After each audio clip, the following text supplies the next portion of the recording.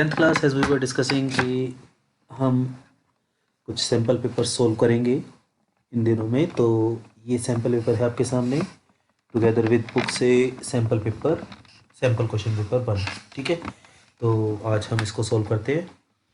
Time limit हमारे पास वही 2.5 our का पेपर है, तो हमारी कोशिश रहेगी कि हम इस पेपर को 2 आवर्स में ख़त्म करें। ठीक है, ताकि हमारे पास हाफ आवर एटलीस्ट रहे चेक करने के लिए। ठीक है, तो I will try to explain each and every question, और हम कोशिश करेंगे इस पेपर को थोड़ा और जल्दी करने की। ठीक है, तो आपको अपनी स्पीड उसके अकॉर्डिंग ही मेंटेन करनी है। ठीक, आप चाहे तो इसमें साथ के साथ मेरे साथ क्वेश्चंस को सोल्व कर सकते हैं और अपना आंसर भी मैच कर सकते हैं। ठीक, चलिए जी स्टार्ट करते हैं। Question number 1 section A. तो सबसे पहले अपने पास क्वेश्चन नंबर 1 में अपने पास 15 MCQs होंगे। चलिए सोल्व करते हैं। पहला क्वेश्चन आपकी स्क्रीन पर। If A is a 2 by 2 matrix having value 5, 10, 3, -4 and I is known as identity matrix, then AI is equal to, तो आपको A मल्टीप्लाई I, यहाँ AI मैट्रिक्स A और I का प्रोडक्ट है। तो हमें पता है कि अगर हम किसी मैट्रिक्स को आइडेंटिटी मैट्रिक्स से मल्टीप्लाई करते हैं तो हमें वही मैट्रिक्स से मिल जाती है। तो इसका आंसर सीधा सीधा सी ऑप्शन हो जाएगा, बिना किसी अलग विचार के। ठीक है, ज़्यादा सोचने की जरूरत ही नहीं है इसमें। Question number 2, if x + 2 is factor of the polynomial x³ - kx² - 5x + 6, then the value of k is. तो x + 2 इसका फैक्टर है। तो चैप्टर नंबर 7 हमारा था फैक्टर थ्योरम एंड फैक्टराइजेशन, उससे रिलेटेड चैप्टर है। हाउ टू सोल्व दिस, हमें पता है क्या करना है। इसके अंदर सबसे पहला काम क्या होगा, x + 2 = 0 रखेंगे। तो यहाँ से x की वैल्यू क्या आई, -2। ठीक है, अब इस -2 को हम हमारी मेन इक्वेशन में डाल देंगे, -5x + 6। क्योंकि इसका फैक्टर गिवन है तो रिमाइंडर थ्योरम क्या कहती है, या फिर फैक्टर थ्योरम, अगर हम इसमें x की वैल्यू -2 रखेंगे तो आंसर कितना आएगा, 0। तो -2 का क्यूब -k इंटू -2 का स्क्वेयर -5 इंटू -2 + 6 = 0। -2 का क्यूब अपने पास क्या होगा, -8, माइनस में -2 का स्क्वेयर प्लस का 4 प्लस का 4k -5 इंटू -2 प्लस का 10 प्लस का 6 = 0। तो यहाँ पर हो गया 10 + 6 16 और 16 - 8 8। तो माइनस का 4k = 8। तो k की वैल्यू माइनस का 4k प्लस का 8 = 0। तो 8 उधर जाएगा तो माइनस का हो जाएगा। तो k की वैल्यू क्या आई, -8 / -4 दैट इज 2। तो k की वैल्यू अपने पास 2 आ गई, option number B. Okay, quite simple. Question number 3, if angle DAE, तो इसको थोड़ा सा और जूम करते हैं ताकि हमें डायग्राम और क्लियर हो जाए। हाँ ठीक है, हमें गिवन है DAE और O सेंटर गिवन है, हमें BCD एंगल की वैल्यू निकालनी है। तो ये एंगल हमें गिवन है 70। तो बताइए ये कितना होगा, स्ट्रेट लाइन है 110 डिग्री। अच्छा, ABCD साइक्लिक क्वाड्रिलेटरल है, तो ये 110 है, तो ये कितना होगा 70, क्योंकि साइक्लिक क्वाड्रिलेटरल के अपोजिट एंगल्स का सम सप्लीमेंट्री यानी कि 180 डिग्री होता है। अब हमने एक थ्योरम की है कि जो एंगल साइड में बनता है किसी आर्क के द्वारा, उसका डबल एंगल बनता है सेंटर पर। तो ये वाला एंगल, सेंटर वाला एंगल आ गया 140 डिग्री। ठीक है, ये एंगल बना रही है ये आर्क BAD ने सेंटर पे एंगल बनाया और साइड में एंगल बनाया, तो उसका हाफ होता है। हमने थ्योरम पढ़ी है। तो ये एंगल आ गया 140, हमें ये एंगल निकालना है। तो बताइए ट्राइंगल BOD के बारे में आप क्या जानते हैं। आंसर इज OB = OD, क्योंकि रेडियाई, ठीक है, सर्कल के रेडियस सेम ही रहेंगे। तो ये बन गई आइसोसेलेस ट्राइंगल। इसका मतलब ये दोनों एंगल इक्वल होंगे, this angle and this angle, ये दोनों इक्वल होंगे। तो तीनों का सम तो 180 होगा, तो 140, तो इनकी वैल्यू 20 डिग्री होनी चाहिए। तो हमारा आंसर 20 डिग्री आ गया एंगल बी। ठीक है, लेकिन हमें निकालना क्या है क्वेश्चन में, एंगल बी सी डी निकालना था। 70 डिग्री हमारा आंसर काफ़ी पहले आ चुका था। ठीक है, अब क्वेश्चन में कोई भी एंगल पूछा जा सकता है, तो आप इसमें सभी के सभी एंगल बता सकते हैं। ये 140, 20 एंड 20। ओके, चलिए जी नेक्स्ट क्वेश्चन की तरफ बढ़ते हैं। Question number 4, the probability of getting a number divisible by 3 in throwing a dice is, 3 से डिविजिबल होना चाहिए उसकी प्रोबेबिलिटी क्या है। तो डाइस जब चलेंगे तो हमारे पास favourable outcome, sorry total number of outcome क्या होंगे, दिस इज सैंपल स्पेस 1 2 3 4 5 6 में से आएगा। 3 से डिविजिबल 3 एंड 6, तो आंसर क्या आया, फेवर में 2, total outcome 6, 2/6 that is 1/3, option number B. Okay, next question number 5, the value of k for which the following equation has equal roots, quadratic equation का chapter, sorry quadratic equation का question solve करते हैं। X square plus 4kx plus K square minus K plus 2 is equal to 0। तो k की value equal roots के लिए हमें पता है कि कंडीशन होती है ये, इक्वल रूट्स के लिए discriminant that is B square minus 4ac की वैल्यू 0 होनी चाहिए। अब बताओ b की वैल्यू क्या है यहाँ पे, 4k, तो इसका square minus 4 into A into C that is K square minus K plus 2 equals to 0। This is 16k square minus, multiply कीजिए 4k square plus 4k minus 8 is equals to 0। 16 minus 4 12। जब हम इसमें से 4 common लेंगे तो यहाँ पे 3 बचेगा, 3k square plus k minus 2 is equals to 0। अब हमें दो नंबर ऐसे सोचने हैं जिसको मल्टीप्लाई करने पे 6 आना चाहिए और ऐड करने पे आना चाहिए प्लस का 1, मल्टीप्लाई करने पे माइनस का 6। तो दिख ही रहा है 3 और 2 बन जाएंगे, तो 3k स्क्वेयर प्लस का 3k माइनस का 2k पॉइंट माइनस का 2 इज इक्वल्स टू 0। यहाँ से अपने पास 3k कॉमन, k प्लस 1, यहाँ से माइनस का 2 कॉमन, k प्लस 1, यानी कि 3k माइनस 2 k प्लस 1। तो k की वैल्यू यहाँ से आई प्लस का 2/3 और यहाँ से आई -1, तो प्लस का 2/3 और माइनस का 1। फिफ्थ ऑप्शन अपना आंसर आ गया। Question number 6, sine theta divided by 1 minus cos theta is equal to, तो ये आपको बताना है कि इसके इक्वल होगा। तो how to solve this question, answer है कि हम इसको रेशनलाइज कर देते हैं। ठीक है, तो रेशनलाइज कर देते हैं इसको, क्या आएगा, sine theta by 1 minus cos theta से मल्टीप्लाई 1 माइनस कोस थीटा से डिवाइड, तो ऊपर बनेगा sine theta as it is 1 minus cos theta और नीचे बनेगा a plus B A minus B 1 minus cos square theta. And what is 1 minus cos square theta, it is sine square theta. Sine square theta है, एक sign cancel हो जाएगा, तो हम इसको लिखते हैं अलग से, sine theta 1 minus cos theta by sine square theta, एक साइन थीटा कैंसिल, अलग अलग डिवाइड करेंगे तो ये बनेगा 1 by sine theta minus cos by sine theta.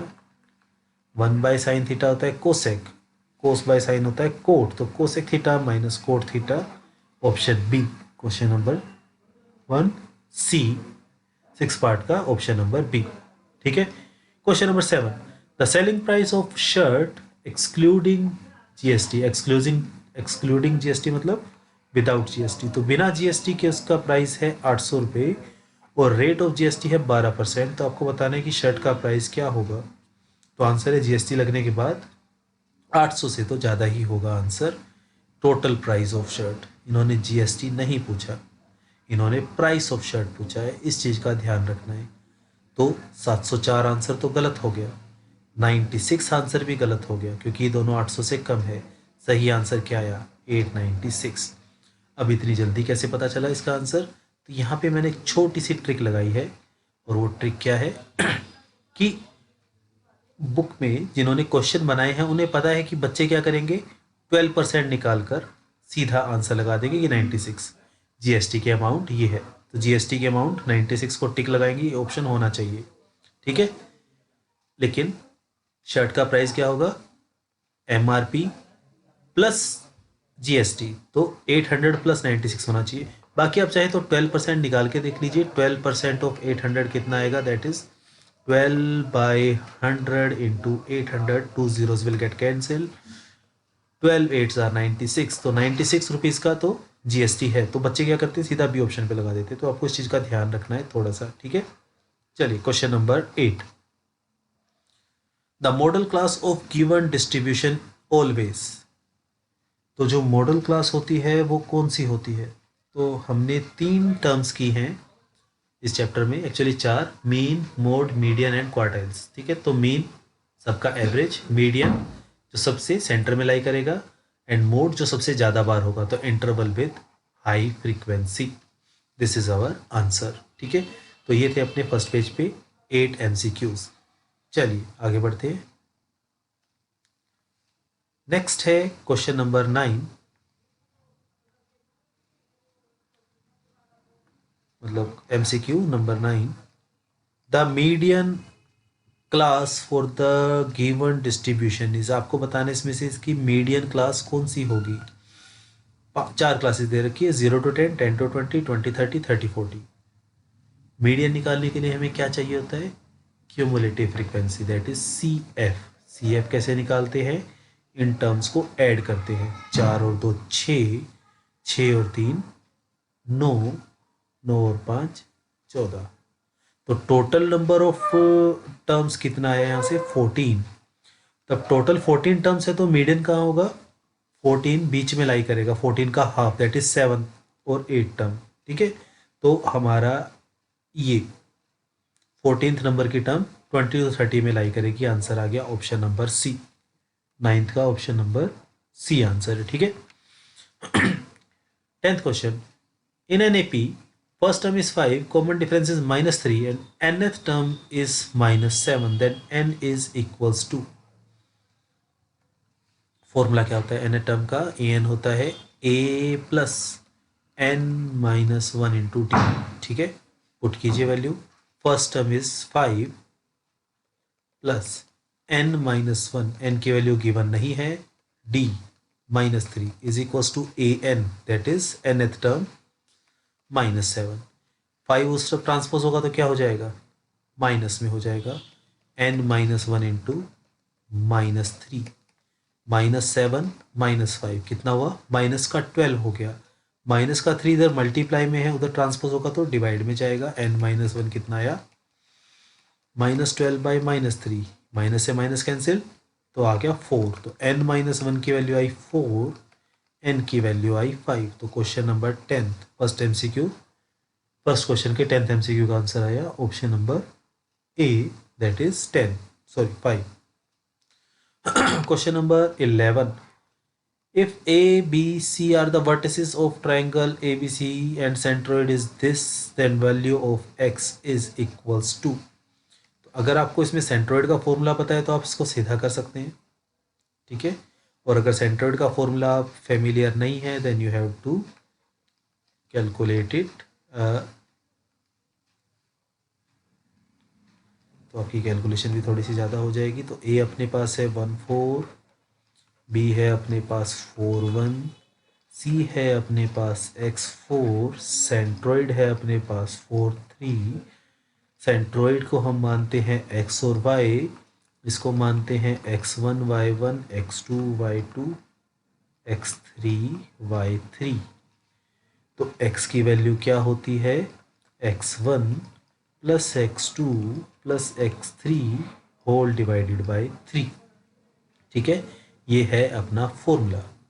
अब हमें इसमें निकालना है, सिमिलरली y का फॉर्मूला ही बन जाएगा। ठीक है, तो अब हमें इसमें क्योंकि x3 की वैल्यू निकालनी है, ठीक है, सबकी वैल्यू अपने को पता है। 4 is equals to 1 plus 4 plus x divided by 3, cross multiply 4 into 3 12 is equals to 5 plus x, तो एक्स की वैल्यू क्या आई, 5 उधर गया, एक्स की वैल्यू आई 7, तो आंसर अपना आया 7, ऑप्शन नंबर सी, 11th का सी ऑप्शन। ठीक है। Question number 12, the volume of conical tent is 462 and area of base is 154. Okay, so what is the height of cone? Simple question, volume हमें given है, area given है, so what is volume of cone? 1/3 pi r square h, इसकी value है 462। what is area of base? तो कोन का base कैसा होता है, आंसर है सर्कुलर, तो इसका एरिया होगा पाई आर स्क्वेयर और इसकी वैल्यू दे रखी है 154। अगर हम दोनों को डिवाइड करें तो पाई आर स्क्वेयर से पाई आर स्क्वेयर कट गया, 1/3h इज इक्वल्स टू 462/154, यही होगा। ठीक है, 462 11 के टेबल पे जा रहा है और 154 भी, तो ये आएगा 14, यहाँ पर आएगा 42, 14 3 जार 42, सो एच की वैल्यू आई 3 ट्रांसपोज उधर हुआ तो 9, हाइट आई 9 मीटर। ठीक है, और अगर स्लैंट हाइट पूछी होती तो उसके लिए हमें रेडियस निकालना पड़ता, और रेडियस के लिए हम क्या करते, हम यहाँ पर हाइट की वैल्यू पुट कर देते वॉल्यूम के अंदर, जिससे फिर हमें आर की वैल्यू मिल जाती है और उसके बाद फिर हम स्लैंट हाइट निकाल सकते थे। Okay, question number 13, MCQ 13, ABC is similar to triangle PQR, AB2, BCX, PQ3, QR9, then X की वैल्यू क्या होगी? अगर ट्राइंगल सिमिलर हैं तो इनके रेशियोज, कोरस्पॉन्डिंग साइड्स के रेशियोज क्या होंगे, इक्वल होंगे। तो AB स्टार्टिंग के 2 पॉइंट, लास्ट के AB बाई PQ, उसके बाद BC बाई QR और AC बाई PR, ऐसा होगा। AB की वैल्यू हमें गिवन है 2, PQ की वैल्यू हमें गिवन है 3, BC की वैल्यू है X, QR की वैल्यू है 9, तो X की वैल्यू क्या आई, क्रॉस मल्टीप्लाई कीजिए, 9 2 जार 18 को 3 से किया तो X की वैल्यू 6 आ गई, 6, 13th MCQ का आंसर आया ए ऑप्शन। ठीक है। 14th MCQ, Mohan opened a recurring deposit account in a bank for 2 years. He deposit 1000 rupees every month and receive 25,500 on maturity. The interest he earned in 2 years is 2 साल के लिए उसने 1000 rupees submit deposit करवाए हैं और 25,500 उसको मिल गए हैं। इंटरेस्ट उसको कितना मिला, ये क्वेश्चन है बच्चों को। अब यहाँ पर थोड़ी सी समस्या ये हो सकती है, थोड़ा डाउट आता है कि सर इसमें रेट ऑफ इंटरेस्ट गिवन नहीं है, तो आंसर है कि हमें रेट ऑफ इंटरेस्ट की ज़रूरत नहीं है। क्यों नहीं है उसको देखिए, कितने टाइम के लिए उसने मनी डिपॉजिट करवाई है, 2 years, हर महीने कितने रुपए जमा करवाए उसने, 1000, तो टोटल मनी उनसे कितनी जमा करवाई होगी, total money deposited 1000 every month for 2 years, और एक साल में कितने महीने, 12। सो उसने टोटल कितनी मनी डिपॉजिट करवाई है, 24,000 रुपीज़ उसने डिपॉजिट करवाए हैं, और मैच्योरिटी अमाउंट उसको कितनी मिल रही है, 25,500। जमा कितने करवाए थे उसने, 24,000, तो उसको इंटरेस्ट कितना मिला होगा, 1500। This is the simple, this is simple. ठीक है, हमें लगता है कि इसमें इंटरेस्ट गिवन नहीं है, अब क्या होगा, कैसे करें। अब इस क्वेश्चन को पूछा जा सकता था कि बताइए उसका रेट ऑफ इंटरेस्ट क्या रहेगा। उस केस में आप क्या करेंगे, सिंपल इंटरेस्ट का ये फॉर्मूला लगाएंगे कि simple interest is equals to principal into R/12 into number of months n+1/2 whole divided by 100। तो सिंपल इंटरेस्ट हमें पता है, प्रिंसिपल पर मंथ हम कितना जमा करवा रहे हैं वो भी पता है, रेट ऑफ इंटरेस्ट निकल जाएगा, मंथ्स हमने निकाल लिए थे 24 मंथ्स है। तो this is how you can solve this question. Okay, चलिए जी, क्वेश्चन नंबर 14 का आंसर अपना निकला था हाँ 1500। ओके, चलिए आगे बढ़ते हैं।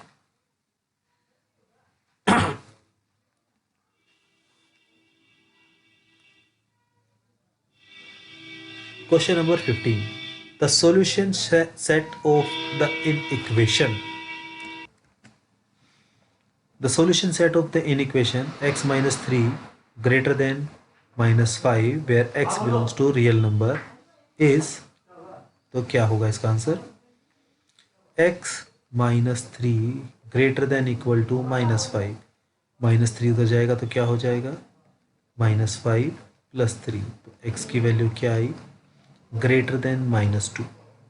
So x such that x is greater than equal to minus 2 and x belongs to R. तो C ऑप्शन इसका आंसर आ गया। Okay, so this is how you can solve this all MCQs। और हमें इसमें टाइम लगा है लगभग 20 मिनट का। टारगेट होना चाहिए हमारा ये 15 मिनट में MCQs सारे हो जाएं, ठीक है, लेकिन फिर भी आप इसके लिए अपनी तरफ से 20 मिनट्स तो रखें ही रखें, ठीक है। एग्ज़ाम में भी क्लासरूम में जो घड़ी लगी है उसको देखते रहें कि जैसे ही 20 मिनट्स हों MCQs का टाइम ख़त्म, उसके बाद फिर हम उसको लास्ट में करेंगे। टाइम हमारे पास जो हाफ आवर बचेगा उसके अंदर, ठीक है। टाइम मैनेजमेंट आपको स्टार्टिंग से ही लेकर चलना पड़ेगा। चलिए question number 2। Use the factor theorem to factorize the following expression. तो आपको फैक्टर थ्योरम यूज़ करते हुए इसे फैक्टराइज करना है। 2x³ plus x square minus 13x plus 6 कितनी पावर है? 3। तो कितने फैक्टर बनेंगे? 3। पहला स्टेप क्या होगा? Hit and trial. याद आ रहा है? जी हाँ। सबसे पहले हम इसको करेंगे हिट एंड ट्रायल मेथड से। सबसे पहले हम क्या करें, पुट करके देखते हैं कि यहाँ पर x की वैल्यू 1 इसको सेटिस्फाई करेगी या नहीं। तो ओरली करते हैं, यहाँ पर 1 रखेंगे तो 2 + 1 3, 3 माइनस 13 माइनस का 10 प्लस का 6 नहीं कर रही सेटिस्फाई। तो हम इसमें पुट करके देखते हैं माइनस का 2, ठीक है। तो पुट करते हैं x की वैल्यू -2, या फिर x को -1 रख के देखते हैं तो माइनस का 2 प्लस का 1 नहीं, प्लस का हो जाएगा। चलो माइनस का 2 करके देखते हैं, या प्लस का 2 रखते हैं एक बार। x की वैल्यू +2 रखिए तो अपने पास क्या आंसर आएगा? तो इट विल बिकम 2 इंटू 2 का क्यूब प्लस 2 का स्क्वेयर माइनस 13 इंटू 2 प्लस 6। तो 2 का क्यूब 8 का डबल 16, 2 का स्क्वेयर 4, 13 का डबल 26 प्लस 6, 16 + 4 20, माइनस का 26 प्लस का 6 माइनस का 20, तो 0। रिमाइंडर 0 आ गया, यही हमें चाहिए था। तो इसका मतलब x की वैल्यू 2 इसको सेटिस्फाई कर रही है। That means x - 2 is a factor of given polynomial. This was step 1। Step 2 में हम क्या करते हैं, इसको डिवाइड करते हैं, ठीक है। 2x³ plus x square minus 13x plus 6, इसको हम डिवाइड करेंगे किससे? x - 2 से। रिमाइंडर कितना बचना चाहिए? ऑफ कोर्स 0 बचना चाहिए, क्योंकि फैक्टर हमारा ये इसका फैक्टर है, ठीक है। तो चलिए डिवाइड करते हैं इसको। सबसे पहला स्टेप, x को 2x³ से डिवाइड करेंगे, जो आएगा ऊपर, याद है। तो यहाँ आएगा 2x² से बना 2x³ माइनस, इनको दोनों से मल्टीप्लाई करते हैं, 4x², साइन चेंज, तो ये कट जाएगा। पहली टर्म हमेशा कैंसिल होती है, ठीक है। तो कितना आया?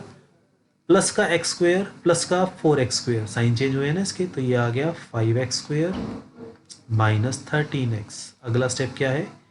फिर से फर्स्ट टर्म को डिवाइड करेंगे, तो रिपीट करना है आपको। तो प्लस का 5x से इन दोनों को मल्टीप्लाई कीजिए, 5x² माइनस 10x, ठीक है। अब फिर साइन चेंज होगा, माइनस प्लस, ये तो कट गया। तो यहाँ से माइनस का 13 प्लस का 10 माइनस का 3x प्लस का 6। अच्छा ठीक है। अब वही पहला स्टेप रिपीट, माइनस का 3, माइनस के 3 पे जाएंगे, माइनस के 3 से इन दोनों को मल्टीप्लाई करेंगे तो क्या आएगा, माइनस का 3x प्लस का 6, साइन चेंज होंगे अगेन, तो ये हो जाएगा प्लस, ये हो जाएगा माइनस, और ये दोनों टर्म्स कैंसिल आउट, रिमाइंडर 0 बच रहा है, जो कि हमें पता था 0 ही बचना चाहिए। फिर हम इस स्टेप को करते क्यों हैं, ताकि हमें क्वोशेंट मिल जाए। तो क्वोशेंट हमें क्या मिला, 2x² प्लस 5x माइनस 3।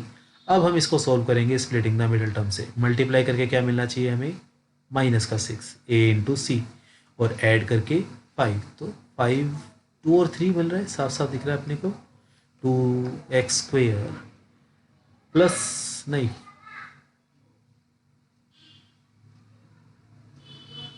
हाँ अगर हम 2 और 3 लेंगे तो अपने पास आंसर प्लस का आएगा, तो हमें कुछ और सोचना पड़ेगा। 6 और 1, 6 × 1 6 होता है, और 6 - 1 5 होता है जी, ये ठीक है।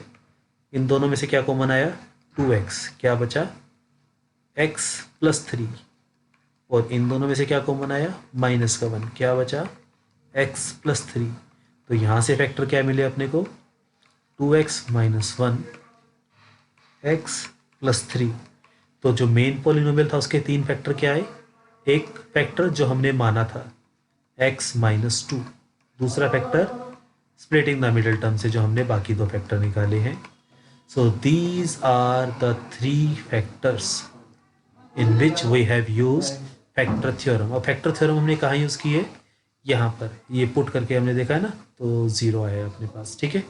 तो this is how you can find answer of this question, ठीक है। एक बार इसको देखिए ध्यान से, सबसे पहला स्टेप हमने क्या किया था, x को पुट करके देखा था अपनी तरफ से, फिर उसको डिवाइड किया, और उसके बाद क्वोशिएंट का स्प्लिटिंग द मिडिल टर्म किया, ठीक है। चलिए जी आगे बढ़ते हैं।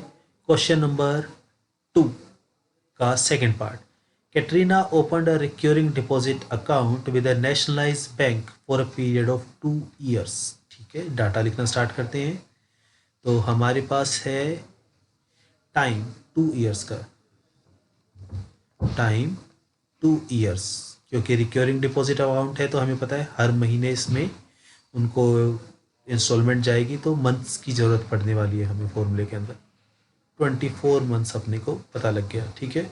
If the bank pay interest at the rate of 6%, rate of interest is 6% per annum, and the monthly instalment that is principal is ₹1000, find the interest and matured value. ठीक है, तो सिंपल इंटरेस्ट का formula हमने पता है, अभी ऊपर question किया था, principal into rate by 12 into time के लिए n+1/2, और ये पूरा डाटा 100 से डिवाइड होता है, तो सिंपल इंटरेस्ट आपको निकालना है। प्रिंसिपल अमाउंट पर मंथ की है 1000, 6%, रेट ऑफ इंटरेस्ट, टाइम है 24 मंथ्स, तो n+1, तो 24 + 1 25, इसके नीचे 2 है, इसके नीचे 12 है, और इसके नीचे 100 है, ठीक है।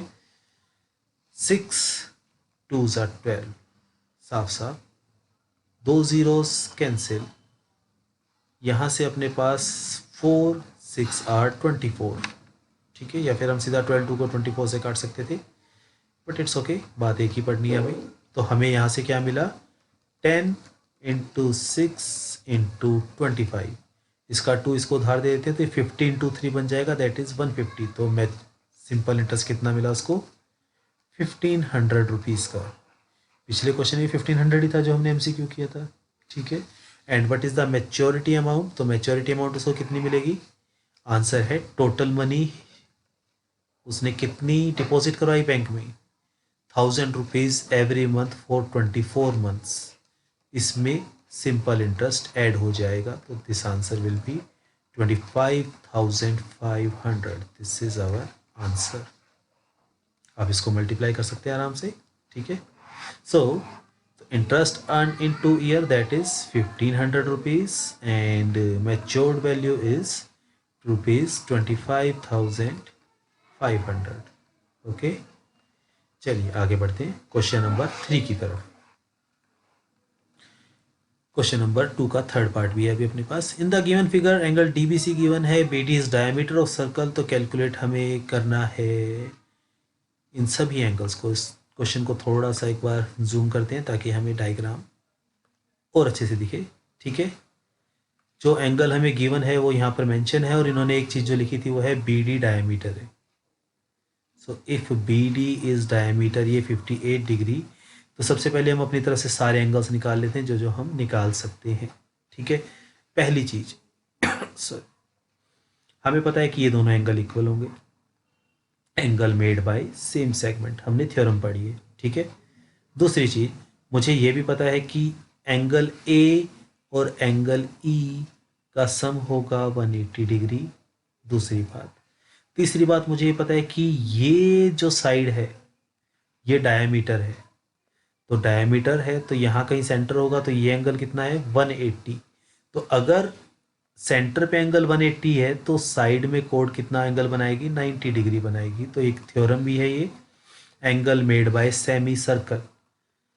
ठीक है, तो ये 90 डिग्री आ गया। अब ये 90 डिग्री है, ये 58 डिग्री है, तो क्या आप ये एंगल निकाल सकते हैं?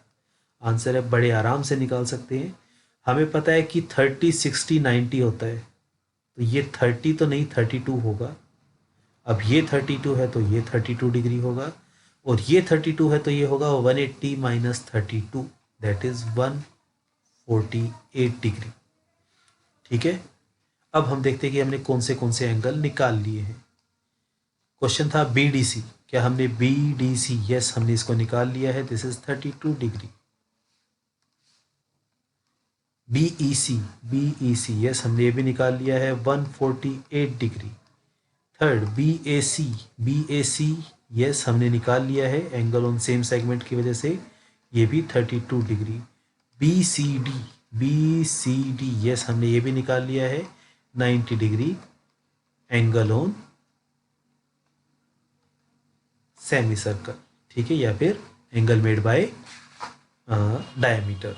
डायमीटर ने कितना एंगल बनाया था 180, तो साइड में एंगल कितना बनेगा 90 डिग्री बनेगा। ओके, तो this is how we can solve this questions. चारों के चारों एंगल्स अपने निकल चुके हैं। चलिए आगे बढ़ते हैं।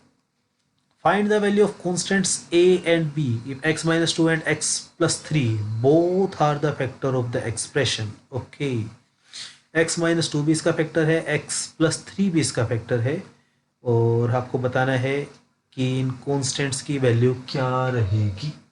चलिए सोल्व करते हैं।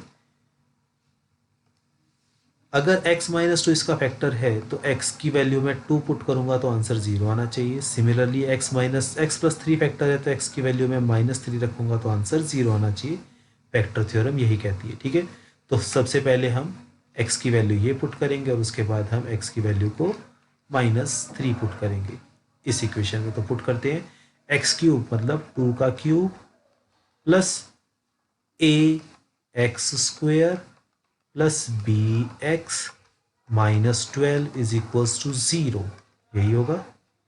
ठीक है, और दूसरे में होगा -3 का क्यूब प्लस a इंटू -3 का square plus b into -3 -12 is equals to 0। चलिए सोल्व करते हैं। यह आएगा 8 प्लस 2 का square 4a plus 2b -12 is equals to 0। 8 -12 -4 उधर ट्रांसपोज होगा तो प्लस का 4, तो ये बन गया 4a plus 2b is equals to 4। ठीक है, आप इसको सोल्व करेंगे, यही इक्वेशन बनेगी।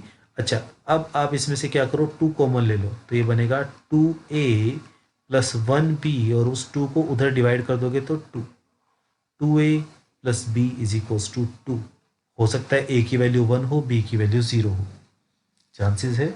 या हो सकता है कि कोई और इनकी अरेंजमेंट बनती हो सकता है a की वैल्यू 2 हो तो 2 2 4 और b की वैल्यू -2 हो। तो चलो देखते हैं क्या निकलेगा।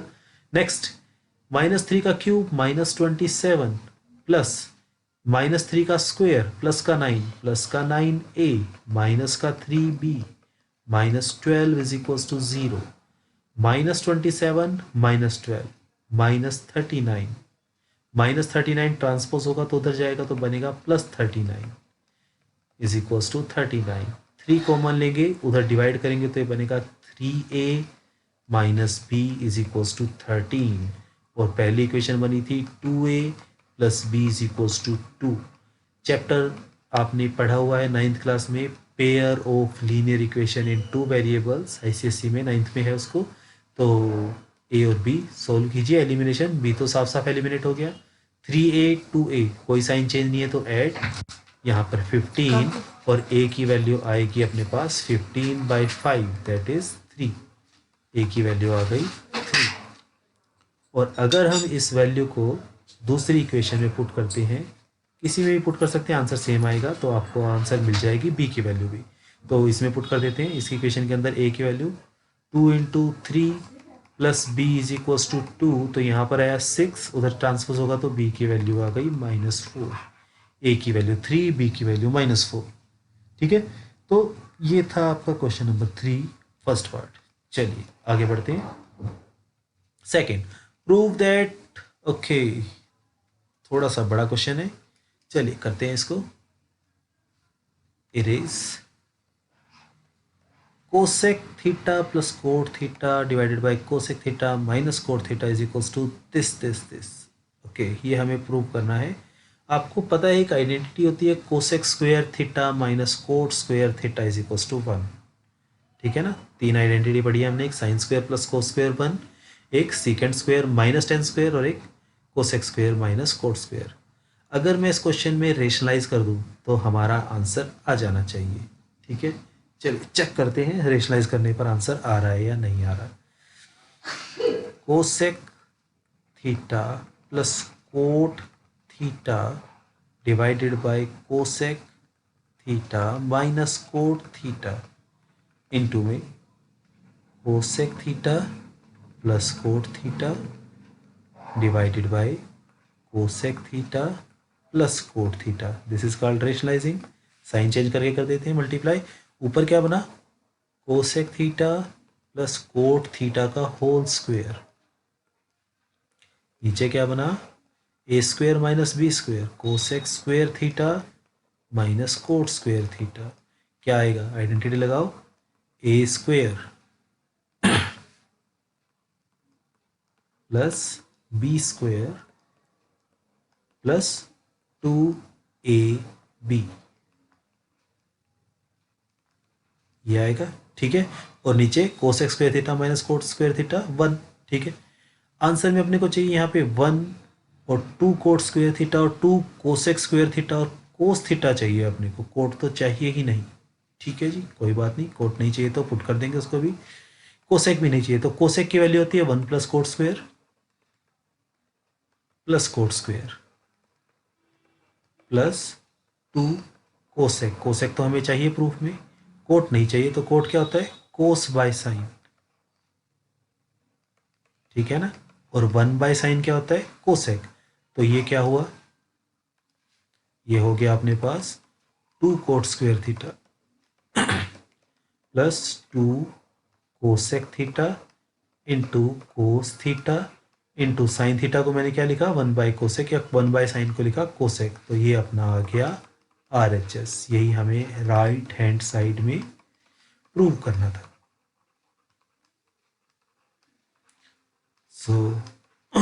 कुछ ज़्यादा ही इजी था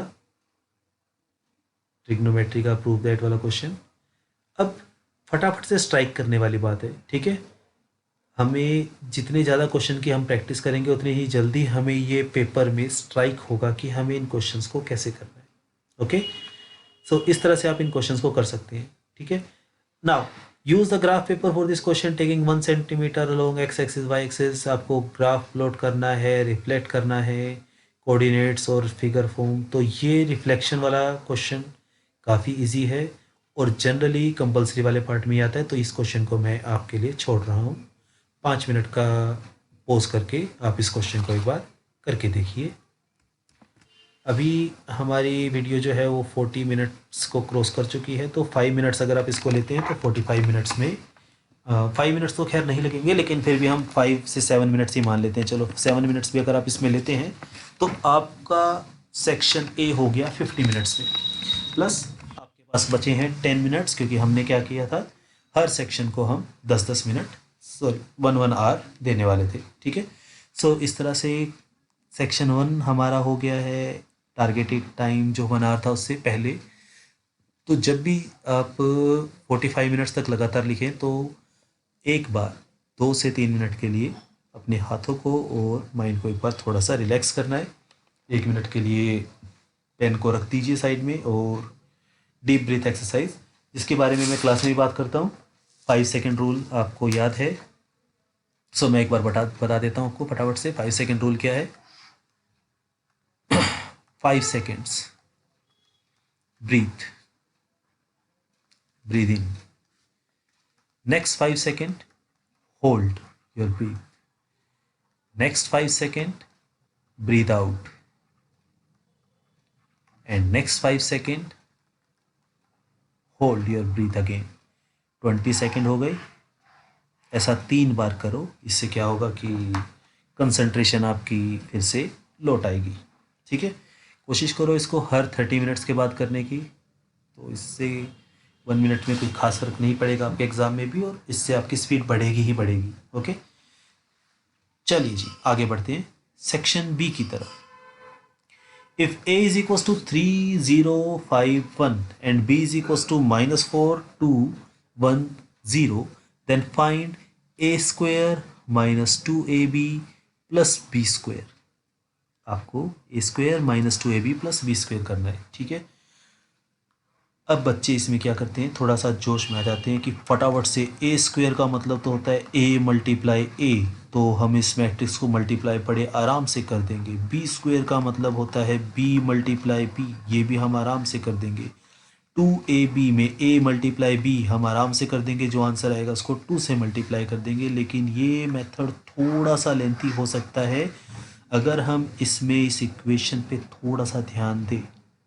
a square minus 2ab plus b square, or I can say this is a square plus b square minus 2ab। क्या इक्वेशन होती है? ये होती है a माइनस बी का होल स्क्वेयर, होती है ना जी? हाँ, तो सबसे पहले हम क्या करेंगे, हम इन दोनों मैट्रिक्स को माइनस कर देते हैं, a माइनस बी को। ठीक है, a माइनस बी को माइनस करोगे तो क्या आएगा? 3 0 5 1 में से माइनस करना है आपको -4 2 1 0। आंसर आएगा 3 माइनस -4 3 + 4 0 - 2 5 - 1 1 - 0। कितना आया? 7 - 2 4 1। ये आंसर आया। ठीक है, अब हमें इसका स्क्वायर करना है। 7 - 2 4 1 मल्टीप्लाई बाय 7 - 2 4 1। आप इसको मल्टीप्लाई करेंगे थोड़ा जल्दी हो जाएगा। ठीक है ना? सो इस तरह से भी आप इन क्वेश्चंस को कर सकते हैं। ठीक है, चलिए आंसर करते हैं इसको सॉल्व। तो रूल हमें पता है, रो मल्टीप्लाई बाय कॉलम, फिर same row multiply by column, और ये आएंगे रो 1 रो 2 के एलिमेंट। तो आएगा 7 × 7 -4 × 2 2 × 4, और उसके बाद 7 × -2 -2 × 1। ठीक है,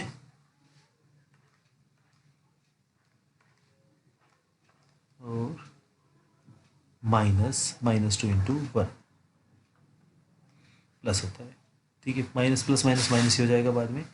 और उसी तरह से यहाँ पे आएगा अपने पास 4 × 7 + 1 × 4, और 4 × -2 + 1 × 1। तो आंसर क्या आया? 49 - 8 41, माइनस का 14 माइनस का 2 माइनस का 16, 7 4 = 28 + 4 32, -8 + 2 -6। This is our answer. ठीक है, कुछ गड़बड़ की है, चेक कर लेते हैं एक बार। 7 × 7 49, और अरे हाँ, यहाँ पे गड़बड़ हुई है। 4 2 = -8 × 1 -7 होता है। ठीक है, तो यहाँ -7 आएगा। ठीक है, तो this is our answer. You can solve it very easily. ठीक, चलिए जी आगे बढ़ते हैं। Erase. Question number 2, angle A B C of right angle triangle with, अच्छा ट्राइंगल ए बी सी, यहाँ पे ट्राइंगल आएगा, triangle A B C is a right angle triangle with angle B is 90 degree. D is any point, this is given.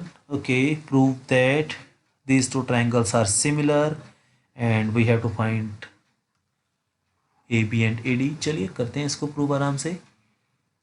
Triangle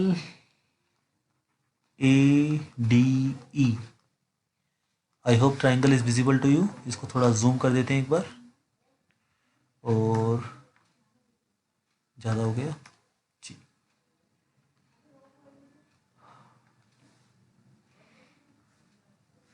एक minute, sorry. Okay हाँ, this is the question. हमें prove करना है इन दोनों triangles को congruent. सो लिखते हैं in triangle ADE and triangle ACB, ये है हमारी ट्राइंगल ADE और ABC है पूरी ट्राइंगल, तो ये तो हो गई कॉन्ग्रुएंट प्रूव। दोनों में एंगल A कॉमन है, angle A is common in both triangle, and angle B in ABC, angle E in ADE, both are given as 90 degree. So अगर दो एंगल ट्राइंगल में इक्वल हो और तीनों का सम तो 180 होता है, तो तीसरे एंगल को इक्वल होना पड़ेगा, ठीक है ना। तो by AA similarity rule, triangle ADE is similar to triangle ACB, and by CPST corresponding part of corresponding part of similar triangle, AD by AC is equal to DE by CB is equal to AE by AB, यही होगा ratio, ठीक है। अब अपने को देखना है कि क्या निकालना है, हमें निकालना है DE और AD, DE और AD, अच्छा ये दोनों हमें निकालने हैं। चलिए वैल्यूज पुट करते हैं। AD बाई AC हमें गिवन है 13, DE हमें निकालना है क्वेश्चन में बाय CB और BC एक ही बात है 5, AE 4 सेंटीमीटर है। अच्छा AB गिवन नहीं है, चलो जी कोई बात नहीं, वैसे ही निकल जाएगा। डायग्राम को देखते हैं अब एक बार। AC गिवन है 13, ओके, BC गिवन है 5 और ये एंगल गिवन है 90 डिग्री क्वेश्चन के अकॉर्डिंग, तो पाइथागोरस थ्योरम से ये निकल जाएगा 12, ठीक है ना। 5, 12, 13 और 3, 4, 5 ये दो मोस्ट इम्पोर्टेंट पाइथागोरन ट्रिपलेट है, ये आपको याद रखनी है। हाइपोटेनस 13 होते ही एक साइड 5 और एक साइड 12 अपने आप हो जाएंगी, गिवन होगी उनमें से एक साइड उसके अकॉर्डिंग। और उसी तरह से हाइपोटेनस अगर 5 सेंटीमीटर है तो बाकी साइड में से एक आधी 3 और 4 मिलेगी ही मिलेगी, ठीक है। तो AB की वैल्यू आ गई 12, 4/12 कितना होता है 1/3, तो इसको यहाँ से क्रॉस मल्टीप्लाई करेंगे तो DE की वैल्यू आ गई, ठीक है 5/3 सेंटीमीटर। क्वाइट ईजी, पॉइंट्स में आप कन्वर्ट कर सकते हैं। और AD की वैल्यू आ गई, क्रॉस मल्टीप्लाई करेंगे 13 4 सा 52 या फिर 13/3 सेंटीमीटर, ये तो 1/3 है, ठीक है। सो AD आया 13/3, DE आया 5/3 सेंटीमीटर। तो this is how you can solve this questions. चलिए next question. In the given figure TP and TQ are two tangents to a circle with center O. Okay.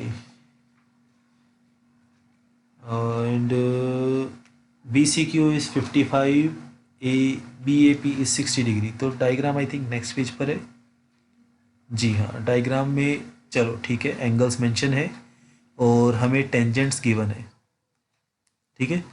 सो मेरे पास ये क्वेश्चन पेपर साइड में है, तो मैं उसमें से आपको क्वेश्चन पढ़ के एक बार बता देता हूँ कि क्या टेंजेंट है इसमें, क्या कुछ है।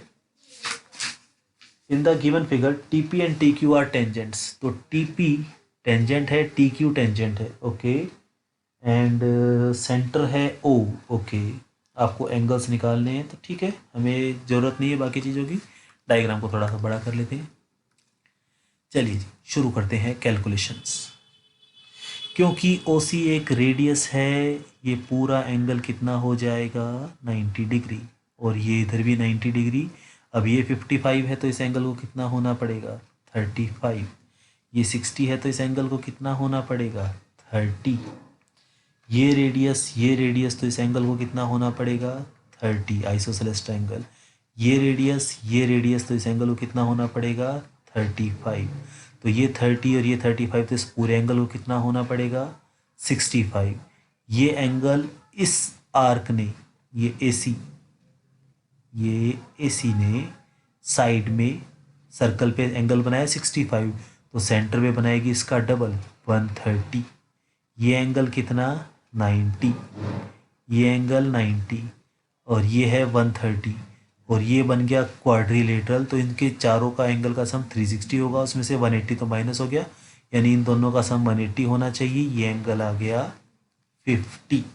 ठीक है, फिर से सुनिए, AOCT क्वाड्रिलेटरल है, तो इसके चारों एंगल का सम 360 होगा। चलो अब देखते हैं, हमने सारे एंगल लगभग निकाल लिए हैं। OBA हमने निकाल लिया है 30 डिग्री। ATC हमने निकाल लिया है 50 डिग्री। ओके, AOC हमने निकाल लिया है 130 डिग्री। OBC हमने निकाल लिया है 35 डिग्री। तो ये सारे आंसर हम निकाल चुके हैं। Quite easy question. ठीक है, तो डायग्राम में अगर हमें सारी थ्योरम्स पता है तो डायग्राम के थ्रू हम निकाल सकते हैं, कोई मुश्किल वाली बात नहीं होनी चाहिए इस क्वेश्चन में। चलिए आगे बढ़ते हैं। Question number 5, Sandeep purchased a digital camera for 25,488 which include 10% rebate मतलब यहाँ पर छूट से है, discount on the list price and 18% tax under GST on the remaining price. Find the mark price of digital camera. ठीक है जी, क्वेश्चन ये है कि आपको इस पे निकालना है मार्क प्राइस। GST किस पे लगता है, वो लगता है सेलिंग प्राइस पे। तो मार्क प्राइस को मान लेते हैं, एक बार X मान लेते हैं, और हो सकता है अपना आंसर निकल आए। चलिए ट्राई करते हैं। Let mark price is X, discount उसे कितना मिला, रिबेट परसेंटेज 10% ऑफ X, तो उसको पे कितना करना पड़ा, सेलिंग प्राइस कितना हुआ X minus 10% of X, that is 9/10। ठीक है, 10% हटेगा तो 10/100 दैट इज 1/10, तो 1 माइनस 1/10 9/10 होता है। सो SP उसको ये मिलना चाहिए 9/10X plus GST of 18% of 9/10X, and ये सब मिला के उसको कितने पे करने पड़े 25,488। क्या हम यहाँ से X की वैल्यू निकाल सकते हैं? Answer is yes, this is quite simple. So now you have to calculate. ठीक है, 2 मिनट के लिए स्क्रीन को पॉज करो और चेक करो कि आपका आंसर क्या आता है। ठीक है, take your time. Okay, you can check your calculations now, this is on screen. So हमने सबसे पहले क्या किया, 9/10X जो कि SP निकला था डिस्काउंट के बाद, plus 18% of that SP, and that amount is given as 25488। फिर हमने इसको परसेंटेज हटाकर 18/100 ऑफ को मल्टीप्लाई में चेंज किया, देन 18 इंटू 9 162, 9/10X 162/1000, 100 इंटू 10,000 हो गया यहाँ पर। फिर हमने 1000 को LCM लिया, उसके बाद यहाँ 900X 162, इनको ऐड करेंगे 1062, यहाँ से क्रॉस मल्टीप्लाई की, 1000 उधर गया तो कितना हो गया 2548000। उसके बाद फिर 1062 को इस तरफ ले गए, ट्रांसपोज किया, इससे डिवाइड किया, तो हमारा आंसर आ गया 24,000। ठीक है। अब इतनी जल्दी इसको डिवाइड कैसे किया, तो साफ साफ दिख रहा था कि यहाँ 2 है, यहाँ 8 है, तो हो सकता है कि ये 4 पे जाएगा। ठीक है, तो इस तरह से थोड़ा सा गैस करके। अब क्योंकि एग्ज़ाम में आपको कैलकुलेटर वगैरह अलाउड नहीं होगी, मैंने तो इस कैलकुलेशन को कैलकुलेटर से किया है, तो ये कैलकुलेशन आपको हो सकता है कि 3 से 4 मिनट ले लेगी। ठीक है, तो हम इस 3-4 मिनट को अपनी टाइम के अंदर ऐड कर लेते हैं पहले से ही। ओके, चलिए आगे बढ़ते हैं। Question number 2, solve the following equation route and write down the solution set and represent it on number line, on the real number line. X belongs to Z. Z means integer. तो अपने पास है -2 plus 10x less than 13x plus 10 less than 24. ठीक है, ऐसे question के लिए मैंने आपको बताया था कि हम इसको क्या करते हैं, 2 पार्ट्स में डिवाइड कर देते हैं। ठीक है, एक तरफ हम सोल्व करेंगे लेस देन 13 प्लस 10। ओके, कुछ मिस किया है स्टेटमेंट में से, 13x था यहाँ पर, here we have 13x। Okay, 13x plus 10, और यहाँ है अपने पास second part 13x plus 10 less than 24। चलिए सोल्व करते हैं। 10 को इधर ले जाइए, माइनस का 2 माइनस का 10, 13x माइनस 10x। कोशिश ये रखनी है आपको कि वेरिएबल पॉजिटिव में ही रहे, तो माइनस का 12 3x, x की वैल्यू क्या आई, -12/3, तो x की value greater than equal to -4। ठीक है, x की वैल्यू क्या आई है, ज़्यादा, greater than and equal to -4। चलिए दूसरी कंडीशन को देखते हैं, उसको सोल्व करके हमें क्या मिलता है। 13x, 10 को उधर ले जाओ, 24 माइनस 10। ओके,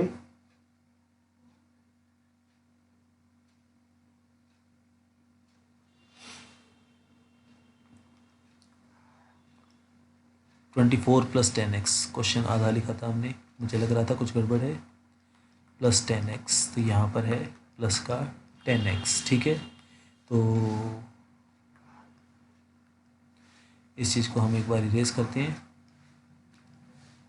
तो इक्वेशन अपने पास क्या है, 13x, 10x को इधर लेकर आएंगे तो माइनस का 10x, 24 माइनस 10, 3x, 24 माइनस 10 होगा अपने पास, सॉरी नॉट इक्वल 14। तो x की वैल्यू क्या आई, 14/3, यानी कि इसको डिवाइड करेंगे तो आएगा 4.3 बार चलता रहेगा। ये 3 बार तो नहीं आएगा, 12, हाँ 4.666 चलता रहेगा, 4.6 बार आएगा। ठीक है, अब क्वेश्चन को देखते हैं। क्वेश्चन में लिखा है कि x belongs to integer, integer में अपने को आंसर आना चाहिए। तो ये क्या कह रहा है कि x की वैल्यू -4 से ग्रेटर और इक्वल हो सकती है, यानी कि -4 भी हो सकती है, 3 भी हो सकती है, -2 भी, -1 भी, 0 1 2 3 4, 5 नहीं हो सकती क्योंकि 4.6 से छोटा इंटीजर आना चाहिए। तो ये अपना आंसर आ गया। ठीक है, this is the solution set, और इसको आप नंबर लाइन पे बड़े आराम से रिप्रेजेंट कर सकते हैं। ठीक है, तो this is how we can solve these questions. आगे बढ़ते हैं। Question number 5, third part. In the given figure ABC is a triangle DE is parallel to BC। DE BC के पैरेलल है, तो इसका मतलब हम इसमें BPT लगा सकते हैं। AD और BD 3:2 है, तो ये है 3:2। AD एंड AB का रेशो निकालना है आपको, तो AD 3 BD 2, तो AB कितना हो जाएगा 5, x मान लीजिए, AD 3x, तो BD 5x, तो AB सॉरी BD 2x, तो AB कितना हो जाएगा 5x। तो AD/AB कितना आया 3/5, 3/5।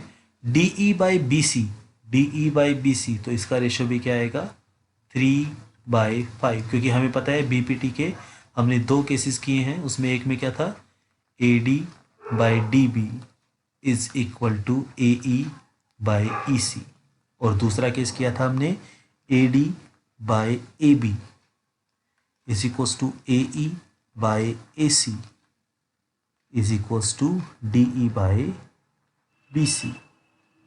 ठीक है, तो हम इसमें ये केस यूज़ करेंगे, तो जो AD/AB की वैल्यू आई है वही DE/BC की आ जाएगी। ठीक है, next, prove that DEF is similar to CBF। DEF is similar to CBF, तो this question is also quite easier. हमें पता है कि ये लाइन पैरेलल है, DE इज पैरेलल। ऐसा क्वेश्चन शायद प्री बोर्ड 1 में भी हमने किया था। तो ये लाइन DE/BC के पैरेलल है, तो ये एंगल इसके इक्वल अल्टरनेट एंगल, ये एंगल इसके इक्वल अल्टरनेट एंगल, और ये वाला एंगल F वाला पार्ट इसके इक्वल वर्टिकली अपोजिट एंगल। तो by AAA triangles are similar. हो गया। Find EF ratio FB। EF ratio FB, तो अगर ये ट्राइंगल सिमिलर हैं तो इन दोनों का रेशियो भी आपस में इक्वल होगा। तो DE/CB is equals to EF/FB is equals to DF/CF, यही होगा। और DE/CB या फिर DE/BC का रेशियो हमने ऊपर निकाला था 3/5, तो EF/FB भी कितना आ जाएगा 3/5। एक दूसरे से इसको रिलेट किया हुआ है, क्वाइट इजी, आप इसको बड़े आराम से कर सकते हैं। ठीक है, चलिए आगे बढ़ते हैं। The frequency distribution of the score obtained by 230 candidates in a medical entrance test as follow. तो आपको डाटा गिवन है, draw the cumulative frequency curve to represent about data. तो आपको क्यूमुलेटिव फ्रीक्वेंसी इसकी कर्व बनानी है, तो क्यूमुलेटिव फ्रीक्वेंसी हम यहाँ निकाल देते हैं। ग्राफ आप इसका बड़े आराम से बना सकते हैं। अगर आप ऊपर से नीचे इसको फ्रीक्वेंसीज को ऐड कर रहे हैं तो लेस देन के अंदर बड़े वाली वैल्यू लेते हैं, तो ये क्या हो जाएगा लेस देन 450, और ये कितना है 20। फिर अगला क्या होगा लेस देन 500, ये आएगा 20 + 35, कितना आएगा 20 + 35 55 होता है। ओके, उसके बाद 55 + 40, तो ये हो जाएगा 95 + 32, ये आएगा अपने पास 127। फिर इसमें 24 ऐड करेंगे तो ये हो जाएगा अपने पास 151। फिर इसमें हम 27 ऐड करेंगे तो ये आएगा अपने पास 178। फिर हम इसमें 18 ऐड करेंगे तो यहाँ पर आ जाएगा 196, और फिर हम इसमें 24 ऐड करेंगे तो अपने पास आ जाएगा 220। ओके, इन सब का सम आना चाहिए था 230 और हमारा आ रहा है 220। So give me a minute, मैं इसे कैलकुलेटर में चेक करता हूँ, after that will proceed. Okay, calculator के अकॉर्डिंग भी 220 ही आ रहा है, तो इसका मतलब यहाँ पे कहीं ना कहीं मिसप्रिंट है, कोई ना कोई वैल्यू यहाँ, तो यहाँ पर 18 की जगह 28 होना चाहिए था, या फिर कुछ भी इसमें चेंज हो सकता है। तो हम क्या करते हैं, इसी को चेंज कर देते हैं, यहाँ पर ही हम 220 कर लेते हैं। ठीक है, तो चांसेस है mistake, it's normal, human error ही है। ठीक है, दिस इज क्यूमुलेटिव फ्रीक्वेंसी, तो यहाँ पर आएगा लेस देन 550, 600, 650, 700, 750 एंड 800, और ये सब के सब क्या है लेस देन वाले में। ठीक है, अब एक्स एक्सिस पे आप इसको इन वैल्यूज़ को लीजिए एंड वाई एक्सिस पर आप क्यूमुलेटिव फ्रीक्वेंसी को लीजिए, और एक कर्व बनेगा, तो आप उसको बना सकते हैं आराम से। ठीक है, that I am living up to you, आप इसको आराम से कर सकते हैं। ठीक है, चलिए आगे बढ़ते हैं। The fourth and six term, fourth term क्या होगी A4, दैट इज A + 3D is equal to 18। Six term होगी A + 5D is equal to 14। इन दोनों टर्म्स को माइनस कर देते हैं, minus minus minus, A cancel, 3 - 5 minus का 2D is equals to minus का 6, माइनस से माइनस कैंसिल, डी की वैल्यू कितनी आई 3। ओके, अब इस डी की वैल्यू को आप यहाँ पुट कीजिए, यहाँ पुट कीजिए, आंसर सेम आएगा। सो यहाँ पुट करेंगे तो 3 3 ज़ा 9, 9 उधर जाएगा ट्रांसपोज होके -1। यहाँ पुट करेंगे 5 3 ज़ा 15, 15 उधर जाएगा पुट होके -1। फर्स्ट टर्म क्या आई -1, कॉमन डिफरेंस कितना आया 3।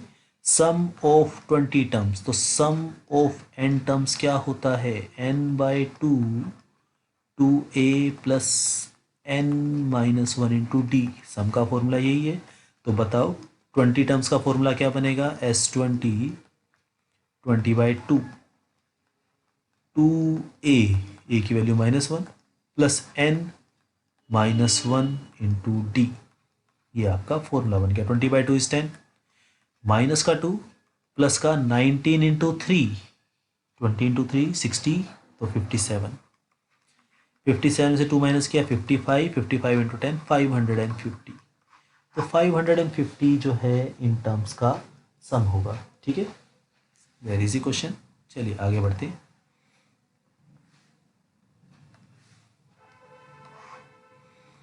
Question number 3, the line P 5,3 intersect y axis at Q। Okay, y axis को वो Q पे कट कर रही है, तो इसका मतलब Q का कोऑर्डिनेट होगा वो होगा 0,y। y की वैल्यू नेगेटिव आएगी क्योंकि डाउनवर्ड एक्सिस अपने को दिख रही है। Right the slope of the line, तो स्लोप हमें पता है क्या होता है, slope represented by m, formula tangent theta. यहाँ पर 1045, तो आंसर 1045 की वैल्यू 1। तो इस लाइन का स्लोप क्या आया 1। Quite easy. Write the equation of the line, equation क्या होती है y is equals to mx plus c, या फिर y minus y1 is equals to m x minus x1। ठीक है, तो y माइनस y1 हमें पॉइंट गिवन है 5,3, तो हम इसको यूज़ कर लेते हैं। y minus 3 is equals to slope 1 x minus 5। तो इक्वेशन क्या बनी y minus 3 is equals to x minus 5। Simplify करेंगे x माइनस y को उधर ले गए और 3 को उधर ले जाएंगे, x minus y minus 2 is equals to 0, या x minus y is equals to 2। This is equation of the line. Find the coordinate of q। आपको q के कोऑर्डिनेट निकालने हैं, तो q के कोऑर्डिनेट हम कैसे निकाल सकते हैं। तो आंसर है कि जो q पॉइंट है वो भी लाइन में से ही पास करेगा। ठीक है, अब लाइन से पास करेगा तो इसका मतलब इस इक्वेशन को सेटिस्फाई करेगा। और q के कोऑर्डिनेट क्या है 0,y, तो x की वैल्यू 0 रख देंगे इसमें। तो 0 minus y minus 2 is equals to 0, y उधर जाएगा तो प्लस का हो जाएगा, तो y इज इक्वल्स टू -2। तो q के कोऑर्डिनेट क्या है 0, -2। ओके, तो this is how you can solve this question, quite easy. ठीक है, चलिए आगे बढ़ते हैं। Question number 7। अच्छा, आपको पता है कि आपको सेक्शन बी में से 4 ही क्वेश्चन करने होते हैं। क्वेश्चन नंबर 4 5 6 हम कर चुके हैं, 3 क्वेश्चन, और हमारी जो वीडियो है वो 1 घंटा 10 मिनट के आसपास हो चुकी है। तो इट मीन्स कि स्पीड काफ़ी अच्छी चल रही है। If you are able to solve by this speed, तो आपके पास पेपर्स को चेक करने के लिए काफ़ी टाइम होगा और आप अपनी मिस्टेक्स के ऊपर अच्छे से काम कर पाएंगे। ठीक है, हालांकि मैंने इसमें ग्राफ वाले क्वेश्चन जो है वो आपके लिए छोड़े थे, तो आप उनको मिलाएंगे तो 1.5 आवर के अंदर आपका पेपर हो जाएगा। But will try to solve all the questions. ठीक है ना, अप टू 10 क्वेश्चन हम इसमें सारे के सारे करने वाले हैं। ठीक, चलिए question number 7। Cards marked with number 1 2 3 4 up to 20 are well shuffled and a card is drawn at random. What is the probability that the number of card is a prime number? तो 1 to 20 में prime number कौन से होते हैं, 1 prime number नहीं होता, 2 होता है, 3 होता है, फिर 5 होता है, 7 होता है, 9 नहीं होता। फ्लो में कभी सोचा 3 5 7 9 ओड नंबर नहीं लिखने, प्राइम नंबर पूछा है इन्होंने। 11 होगा, 13 होगा, 15 नहीं होगा, 17 होगा और 19 होगा। तो कार्ड है 1 to 20, मतलब टोटल कार्ड्स कितने हैं 20। अच्छा, प्राइम नंबर वाले कार्ड कितने हैं 1 2 3 4 5 6 7 8। तो आंसर क्या आया 8/20। प्राइम नंबर की प्रोबेबिलिटी यही आएगी। तो 5 के 12 पे कट रहा है 2/5। This is our answer. Divisible by 3, तो 3 का टेबल हमें आता है 3 2 ज़ा 6, 3 ज़ा 9, 4 ज़ा 12, 5 ज़ा 15, 6 ज़ा 18, 6/20 दैट इज 3/10 और 0.3। परफेक्ट स्क्वायर जिसका स्क्वायर रूट निकाल सकते हैं, तो 4 का निकल जाएगा 2, फिर 9, फिर 16, 25 का नहीं निकलेगा, तो ये आएगा 3।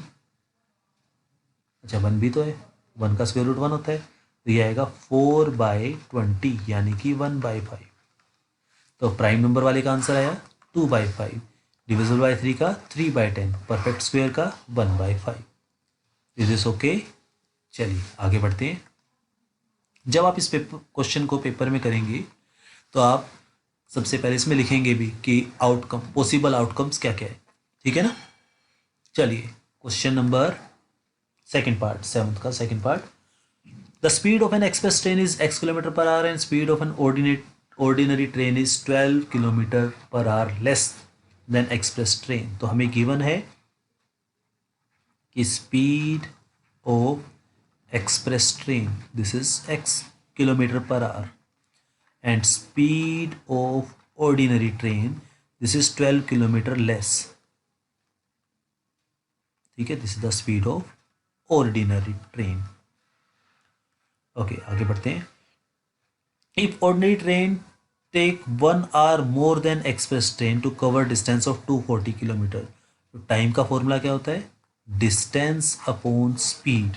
इतना टाइम किसको लगेगा, एक्सप्रेस ट्रेन को, और 240/x-12 इतना टाइम किसको लगेगा, ऑर्डिनरी ट्रेन को।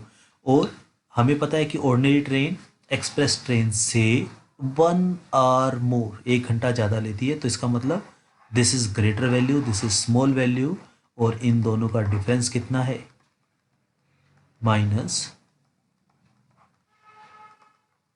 इज इक्वल टू 1, ठीक है। ये अपने पास। तो आपको बतानी है कि एक्सप्रेस ट्रेन और ऑर्डिनरी ट्रेन, एक्सप्रेस ट्रेन की स्पीड बतानी है, मतलब एक्स की वैल्यू आपको निकालनी है। तो क्या करें, एलसीएम x-12 x, ये x से मल्टीप्लाई होगा 240x minus 240x plus 12 into 24। अब मुझे पता है कि 24 में 12 छुपा हुआ है, तो मैं इसको 12 का स्क्वायर 144 का डबल 2880 इज इक्वल्स टू 1। ये तो कैंसिल हो गया, ठीक है ना। तो क्रॉस मल्टीप्लाई करते हैं, x² minus 12x is equals to 2880, transpose कीजिए, x² minus 12x minus 2880 is equals to 0। Factor बनाने हैं आपको, मल्टीप्लाई करने पे आना चाहिए माइनस का 2880, ऐड करने पे आना चाहिए माइनस का 12, तो टाइम कंज्यूमिंग है थोड़ा सा। तो आप इसको चाहें तो डायरेक्ट क्वाड्रेटिक इक्वेशन लगा सकते हैं, या फिर आप थोड़ा सा इसमें हिट एंड ट्रायल यूज़ कर सकते हैं। देखिए कैसे करना है, ये मुझे पता है, मैंने भी इसको निकाला था कैसे, 12 को 240 से मल्टीप्लाई करके, ठीक है। अब मैं इसको 12 को 240 की जगह मैं लिख देता हूँ इसको 120 को 24 से, बात तो बराबर ही है, ठीक है। अच्छा 120 का 2 मैं इसको उधार दे दूं एक बार, तो क्या बनेगा, ये 60 और 48, देखो बन गई ना बात।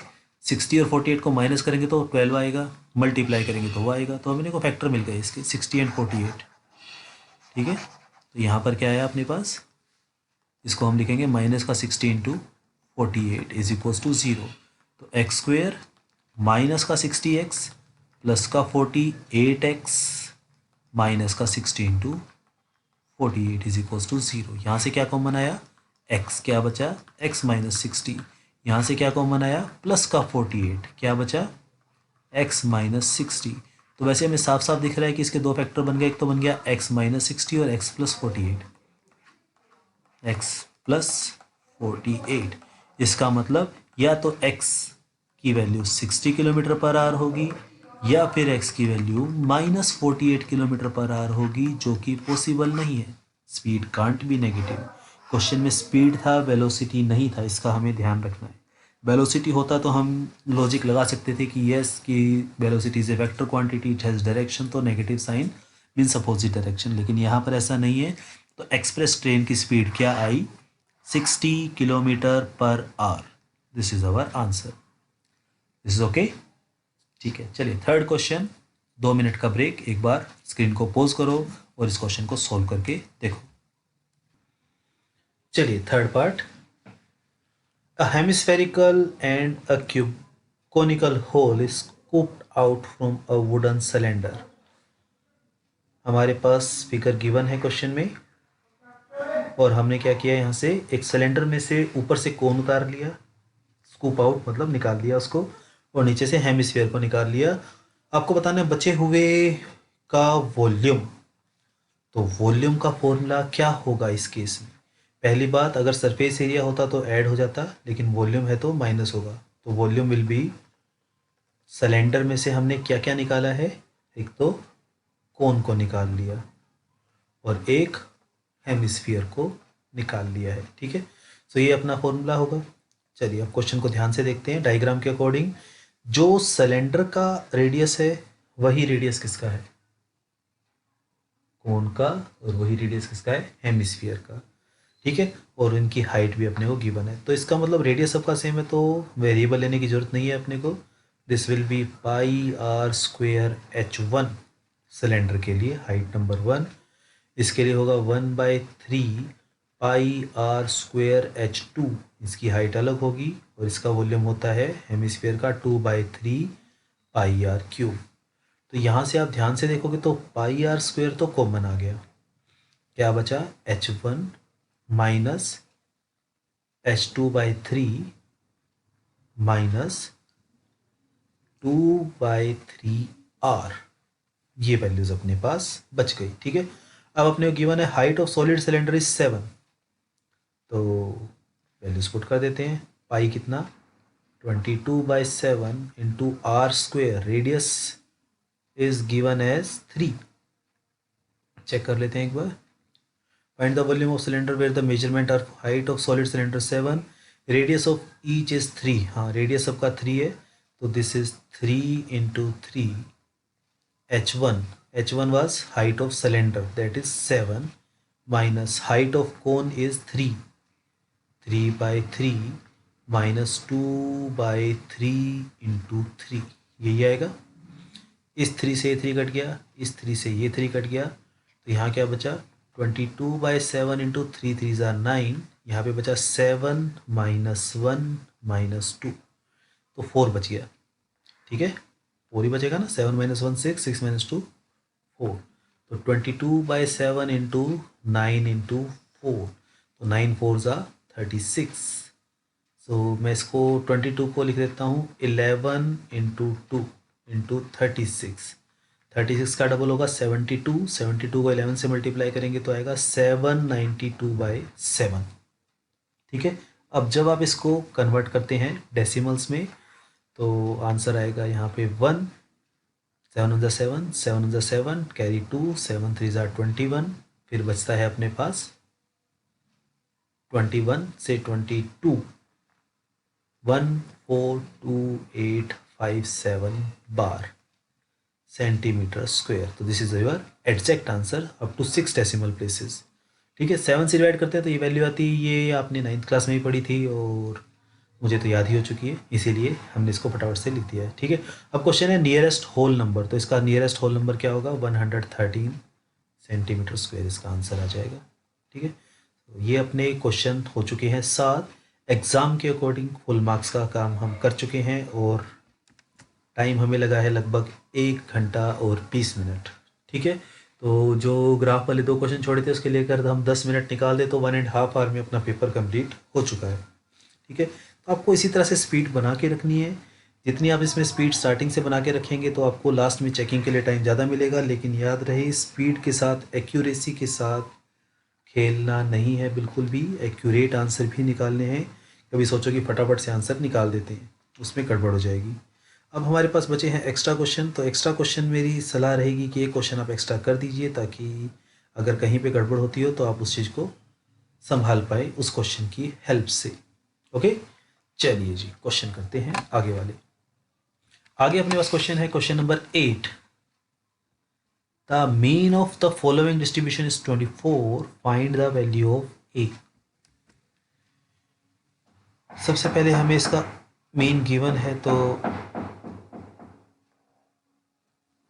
कोई भी मेथड हम इसमें यूज़ कर सकते हैं। तो सबसे पहले हम इसकी टेबल बना लेते हैं एक बार फिर से, क्योंकि मेथड में हमें टेबल की ज़रूरत पड़ेगी। This is class interval 0 to 10 to 20 to 30, 30 to 40, 40 to 50। Okay, frequency हमें गिवन है इन सब की, दैट इज 7, 8, 10, 5, और इन सब का मीन हमें गिवन है 24। देखते हैं कोई टेबल मिस तो नहीं हुई। 50 तक ही है, हाँ 50 तक ही है। चलिए जी, सोल्व करते हैं इसको।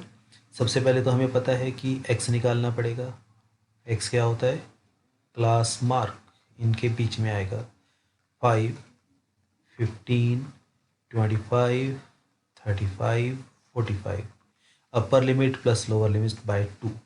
फिर हमें निकालना होता है multiply product of frequency and f x. 7, 5, 35, ए 15, 15 ए, उसको अलग से लिख लेते हैं क्योंकि हम इसको ऐड तो कर नहीं पाएंगे। 25 को 8 से, मतलब 50 को 4 से, 100 को 2 से, 200, 35 को 10 से 350, 45 को 5 से तो 5, 5, 25, 5 for the 20 एंड 2, 225।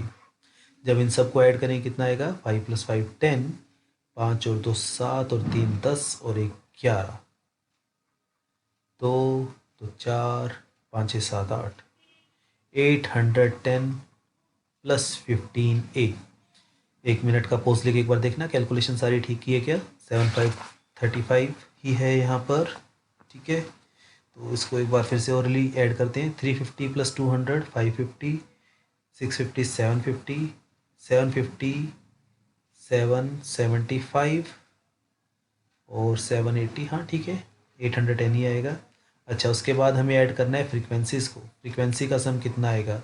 7 + 8, 8 और 8 16 और 5 15, 16 - 1 15, 20 30।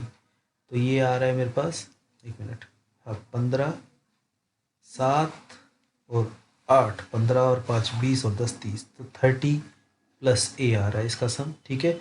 और मीन का फॉर्मूला क्या होता है? What is the formula for mean? x bar is sigma fi xi, that is summation of fi xi divided by sum of f। और इसकी वैल्यू दे रखी है 24। सिग्मा fi xi कितना निकाला हमने? 810 + 15a divided by 30 + a is equals to 24/1। Cross multiply जब हम इसको करेंगे तो हमें क्या मिलेगा?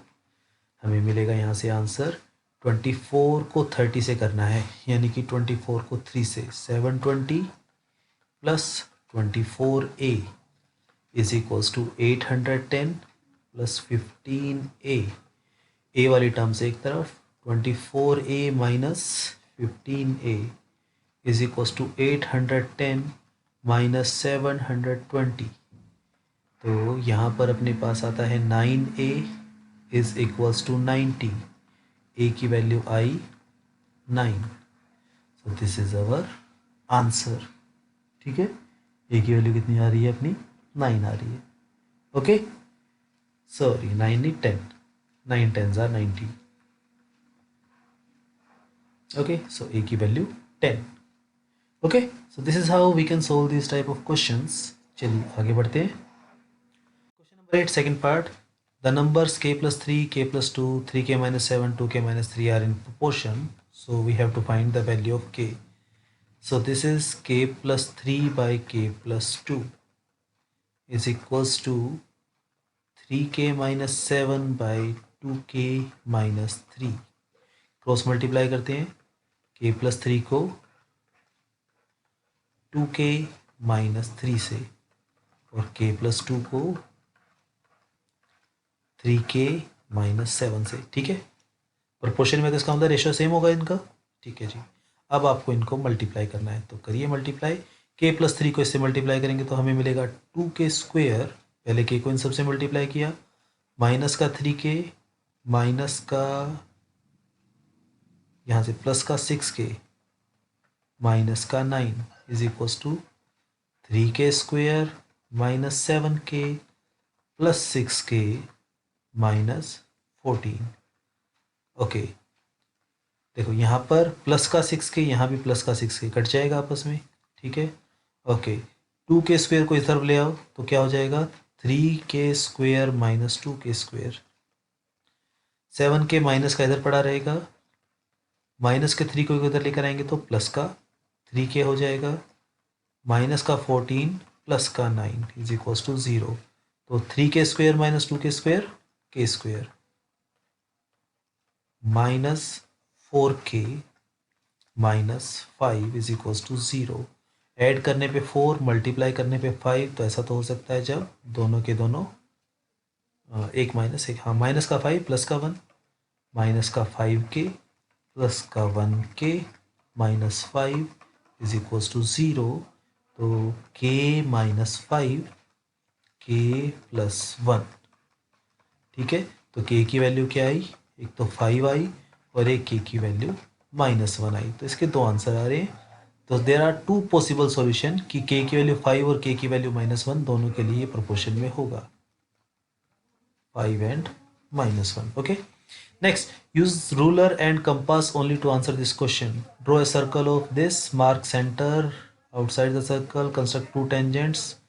तो ये आप कर सकते हैं, कंस्ट्रक्शन का है आराम से, ठीक है। दिस इज योर टास्क, इस क्वेश्चन को आप ट्राई कीजिएगा। Next question number 9, if 3x plus 5y 3x minus 5y 7/3 find the x and y। X और वाई की वैल्यू आपको निकालनी है, तो इसके दो तरीके हो सकते हैं। पहला तो आप इसको डायरेक्ट क्रॉस मल्टीप्लाई कर दो और दूसरा कॉम्पोनेंटो डिविडेंटो लगा के कर दो, आंसर दोनों से सेम आएगा। आपको देखना है कि आपको इजी कौन सा लगता है, ठीक है। तो I will go for componendo and dividendo rule. तो वो क्या कहता है कि न्यूमरेटर में डिनोमिनेटर को ऐड करो और न्यूमरेटर में से डिनोमिनेटर को माइनस कर दो। माइनस करेंगे तो एक का साइन चेंज हो जाएगा। अगर हम ये ऑपरेशन दोनों तरफ लगाते हैं तो अपना आंसर सेम आएगा, ठीक है। अब यहाँ पर अपने पास देखो 5y से 5y कट गया, 6x, 3x से 3x कट गया, 10y is equals to 7 plus 3 10, 7 minus 3 4, यही होगा, ठीक है। अच्छा जी, 10 को उधर ले जाओ, 6 को उधर ले जाओ, x अपॉन वाई कितना आया, 10 इंटू 10/6/4, ये कट गया 5, ये कट गया 5, आंसर क्या आया 25/6। तो x अपॉन वाई 25/6 आ गया अपना, x रेशो वाई 25/6 आ गया, ठीक है। So this is how we can solve this question, this was quite easy. या फिर अगर आप इसको डायरेक्ट क्रॉस मल्टीप्लाई करते तो भी आपका आंसर यही आना था, ठीक है। चलिए जी, अगला question, question number 9 second part. How many terms of this AP, question number 9 का सेकंड पार्ट है। अपने को एक एपी गिवन है 20 19 1/3, तो 19 को 3 से करेंगे 57 58/3, तो मैं 20 को लिख लेता हूँ 60/3, ठीक है। सो ये अपने पास, क्योंकि सबके नीचे वो लिखा हुआ है ना 3 का एलसीएम है, तो इसको लिख लेते हैं 60/3। अगली टर्म आ गई अपने पास 58/3, उससे अगली क्या आएगी 56/3 आनी चाहिए, देख लेते हैं फिर भी, 18 3 54, हाँ 56/3 ही आ रही है। हम इसकी एपी की कितनी टर्म्स, लेकिन सबका सम आ जाए 300, दिस इज अवर क्वेश्चन। तो ये अपना एपी गिवन है। ए फर्स्ट टर्म क्या आई 60/3, दैट इज 20। डी कितना आया, second term minus first term, तो ये आएगा -2/3। 58 में से 60 माइनस करेंगे तो माइनस का 2 आएगा, एलसीएम 3 था ये अपने पास।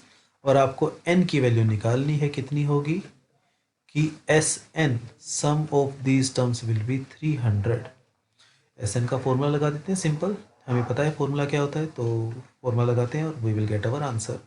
सो S N is n/2 2a, क्योंकि हम फॉर्मूला पहले लिख चुके हैं इसलिए मैं सीधा वैल्यू पुट कर रहा हूँ, प्लस n-1 इंटू टी। ठीक है, 2a plus n-1 into D, 300 n। ध्यान से देखो 2 कॉमन आ रहा है, क्या बचा 20 प्लस n-1 इंटू -1/3, और ये 2 कॉमन आ रहा था तो इस 2 को हमने इस 2 से कैंसिल आउट कर दिया। और अब हम यहाँ पर अंदर एलसीएम लेके इसको मल्टीप्लाई करके सोल्व करने की कोशिश करते हैं एक बार। n तो एलसीएम आएगा 3, तो ये आएगा 60 डिवाइडेड बाई 3, और ये -1 से मल्टीप्लाई होगा तो माइनस का n प्लस का 1। 3 को हम उधर ट्रांसपोज कर देंगे तो 300 into 3 is equals to n 61 minus n, यानी कि 61n minus n square is equals to 900। n square सबको इधर ट्रांसपोज करते हैं तो n square minus 61n plus 900 is equal to 0। ठीक है, तो आपको फैक्टर बनाने हैं 61 और 900 की। ठीक है, चलिए सोच के देखते हैं कि कुछ हम इसको वैसे ही कर पाएंगे क्या। तो मुझे पता है कि 900 जो है वो 30 और 30 का स्क्वायर 30 इंटू 30 होता है।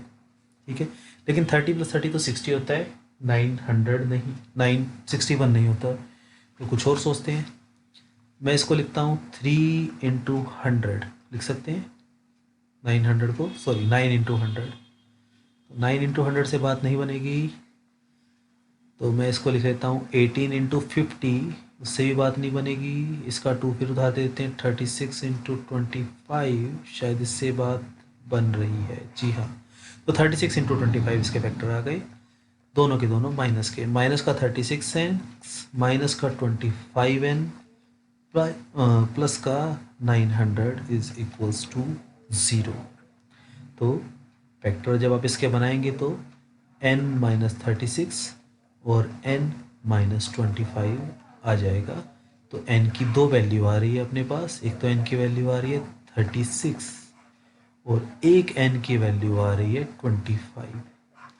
अब यहाँ पे एक थोड़ा सा सरप्राइज है यहाँ पर कि अगर हम 25 टर्म्स लेते हैं तो भी सम 300 आएगा, और अगर 36 टर्म्स लेते हैं तो भी सम 300 आएगा। और ऐसा कैसे हो सकता है? तो इसका आंसर सिंपल सा है कि ऐसा सिर्फ तब होता है जब हमारे पास डिक्रीजिंग एपी हो। देखो डिक्रीज हो रही है एपी, तो इसका मतलब क्या होगा, एक टाइम आएगा जब इसमें नेगेटिव टर्म शुरू हो जाएगी। मान लो शुरू की 25 टर्म्स तक इसका सम कितना आ गया, जो अपन ने अभी आंसर निकाला 300। ठीक है, तो उससे अगली टर्म में क्या होगा, तो -2/3 हो जाएगा ना, उसमें कम हो जाएगी। ठीक है ना, ऐसा होगा। तो जितनी टर्म्स बढ़ेगी उतनी ही कम हो जाएंगी, ऐसा हो जाएगा। तो आप इसको करके देखेंगे ना, तो आप इसमें सबसे पहले ऐसे क्वेश्चन में जब भी आपको कन्फ्यूजन लगे, सबसे पहले आप इसमें देखो कि कौन सी टर्म जीरो होगी या फिर कहाँ से नेगेटिव टर्म स्टार्ट होगी। तो उससे आपको पता लगेगा कि 25 के बाद कुछ एक टर्म्स और पॉजिटिव होंगी और उसके बाद कुछ एक और टर्म्स नेगेटिव होंगी और वो नेगेटिव पॉजिटिव को कैंसिल करेगी।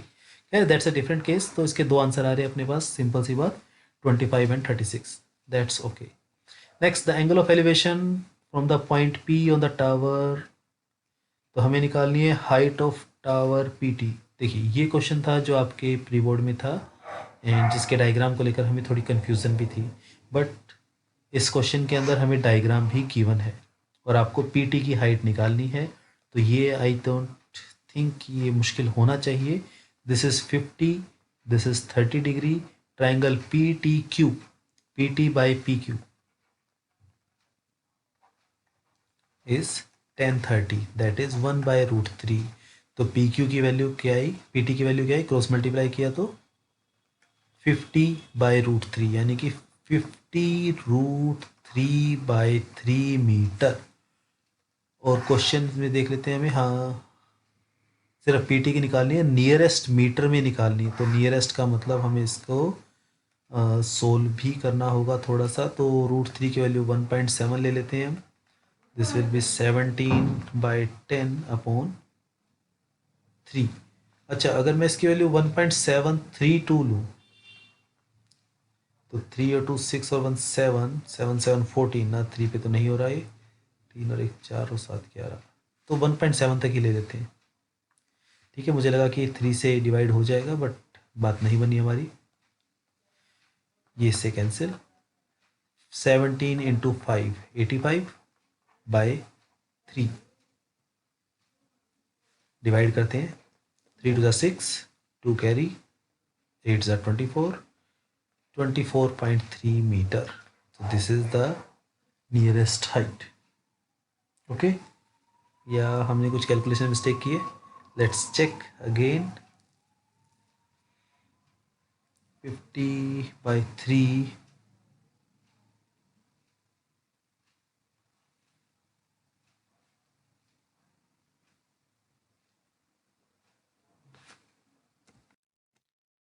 अकॉर्डिंग टू क्वेश्चन, डायग्राम में थोड़ी सी मिस्टेक है प्रिंटिंग की यहाँ पर, तो इट्स ओके।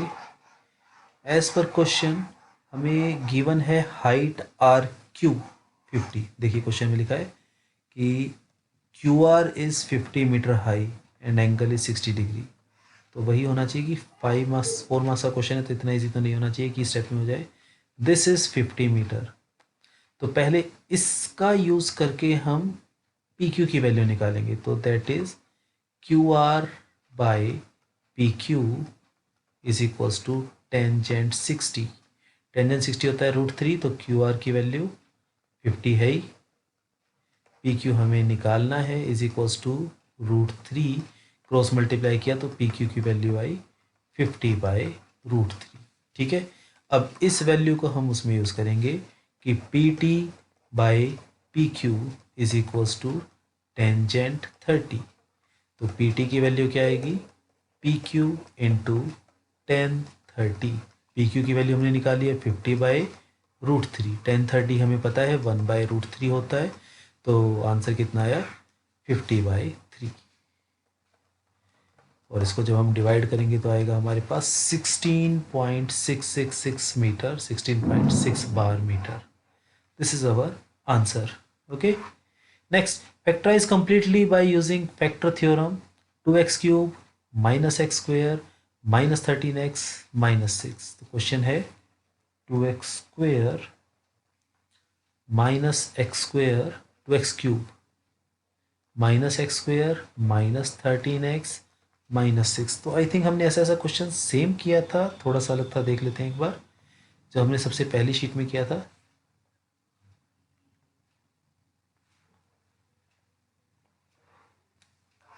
क्वेश्चन नंबर, हाँ यही कहीं था हमारे पास, ये रहा।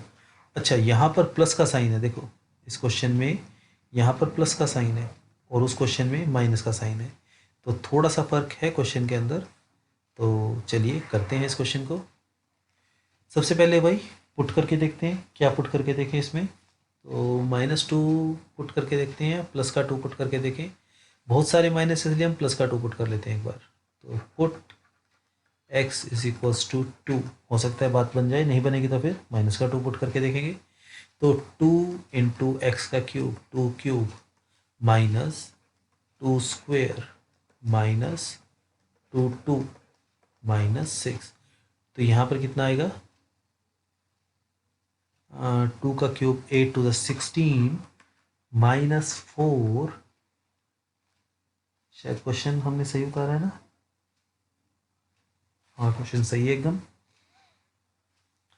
-4 -26 -6, तो ये तो नहीं होगा जीरो किसी भी हालत में। ठीक है, -2 पुट करके देखते हैं। अगर हम यहाँ पर माइनस कर दें तो ये हो जाएगा माइनस का, ये हो जाएगा प्लस का। ठीक है ना, ये माइनस माइनस प्लस हो जाएगा, और ये तो माइनस का स्क्वायर प्लस हो जाएगा, फिर बात बराबर ही रहेगी। तो ये आएगा हमारे पास -20 प्लस का 20, तो 0। हाँ, x की वैल्यू -2 के लिए इक्वेशन सेटिस्फाई कर रही है, तो इसका मतलब x + 2 इज फैक्टर, और अगर ये फैक्टर है तो इसका मतलब इसको डिवाइड करेगा। 2x³ -x² -13x -6। पिछले क्वेश्चन में x -2 से डिवाइड किया था, इसमें x + 2 से, तो इतना चेंज हुआ है इसके अंदर। ठीक है जी, करिए डिवाइड। सबसे पहले क्या होगा, सेम टर्म्स 2x², इसको मल्टीप्लाई करेंगे तो 2x³ प्लस 4x²। अगले स्टेप साइन चेंज, और हम जो चीज़ें कट रही है उसको, फर्स्ट टर्म तो हमेशा कैंसिल होती है, हमें पता ही है। तो यहाँ पर आएगा अपने पास -5x² -13x -6, तो उस वैल्यू को हम यहाँ लिख लेते हैं एक बार, 2x² को। ठीक है, अब डिवाइड करेंगे तो -5x से, -5x² -10x, साइन चेंज, और फर्स्ट टर्म हमेशा की तरह कैंसिल। क्या बचेगा यहाँ पे, -3x -6, तो यहाँ पे -3 से -3x -6, sign change, cancel out, 0। तो हमारे पास क्या आई, इसके जो क्वोशंट है वो क्या आया, 2x² -5x -3। Splitting the middle term, multiply करने पे 6 आना चाहिए माइनस का, ऐड करने पे -5, तो ये आएगा -2 -3 -3x। तो यहाँ से कॉमन आया अपने पास 2x, x -1। अच्छा, दोनों अगर हम माइनस के ले लेंगे तो बात नहीं बनेगी, क्योंकि फिर मल्टीप्लाई करके प्लस का हो जाएगा। तो हमें यहाँ पर फैक्टर्स वही लेने पड़ेंगे, -6 +1। ठीक है, तो 2 कॉमन लेंगे तो x -3, और +1 कॉमन लेंगे तो x -3। तो अपने पास फैक्टर क्या है, 2x + 1 x -3, और एक फैक्टर हमने माना था स्टार्टिंग में x -2। Okay, so this is how we can solve this question quite easily. Now, last question of the paper, question number 10 का second part. Use graph paper for this question. तो graph है, ये आप खुद कर सकते हैं। ठीक है, draw an ogive और ogive, जो भी आप इसको बोलते हैं, and hence estimate the median marks। तो मीडियन निकालना है, तो इसके लिए हमें क्यूमुलेटिव फ्रीक्वेंसी निकालनी पड़ेगी, CF। तो CF हम कैसे निकालते हैं, ऊपर से नीचे ऐड करके, दिस इज 5। तो आगे 5 + 9 14, 14 + 60 30, 14 + 16 30, फिर 30 + 22 52, 52 + 26 78, 78 + 18 96, 96 + 11 97, 107, 107 + 6 113, 113 + 4 117 + 3 120। तो 120 टोटल टर्म्स आ गई। इसका हाफ 60, 60th टर्म आएगी अपनी यहाँ पर। तो मीडियन जो आएगा वो 40 और 50 के बीच में आएगा ग्राफ के ऊपर कहीं ना कहीं से। ठीक है, the number of students who did not pass if the pass percentage was 50% जो है वो पास वाले थे। तो आपको बताना है कितने बच्चे पास नहीं हुए। तो आप ग्राफ में देखेंगे 50 कहाँ लाई कर रहा है, इसमें 40 और 50 के बीच में 50 कहाँ है, और उसके अकॉर्डिंग फिर आप उन सबको ऐड करके आंसर निकाल देंगे। अपर क्वार्टाइल, तो यहाँ पर 60 आया था मीडियन, उसका हाफ करेंगे 30, तो यहाँ कहीं आ जाएगा लोअर क्वार्टाइल, और 90 यहाँ पर आ जाएगा आपका अपर क्वार्टाइल। ठीक है, so this was your paper, this was sample paper. मैं कोशिश करूँगा कि आपको 3 से 4 सैम्पल पेपर्स के सॉल्यूशन प्रोवाइड करवा दूँ। तो अब तक आप इनकी आराम से प्रैक्टिस कीजिए और इनको देखते रहिए।